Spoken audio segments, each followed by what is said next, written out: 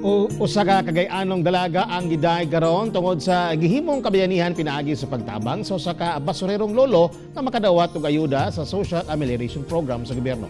Dugang detalye sa report ni Cyril Chavez. Nahimong modern hero karon si Jam Golyoso nga taga Barangay Carmen ngadto sa 73 anyos nga si Lolo Doroteo Bantigue, usa ka basurero. Nagapamasura adlaw-adlaw si Lolo Doroteo aron adunay makaon. Sa iyahang kaluoy, gihatag niya ang nadawat nga grocery items o gipost sa social media ang kahimtang sa tigulang. Nag-viral ang maong post nga miresulta sa ubay-ubay nga hinabang ang miabot kang Lolo Doroteo.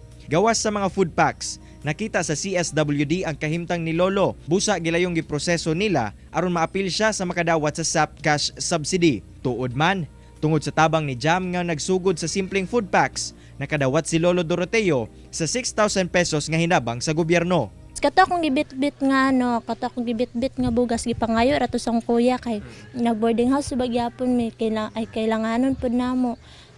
Jabi kay nakahuna-huna man ko nga kanang mas napay nang hinanlan ato nga pagkaon ba.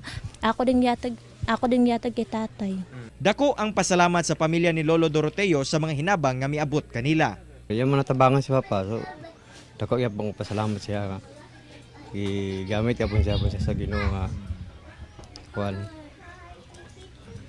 Matabangan niya akong Papa. Si Jam ang usa sa mga ehemplo nga daghan gihapon ang dunay malumong kasing-kasing nga anda muhatag og tabang ngadto sa mga nanginahanglan.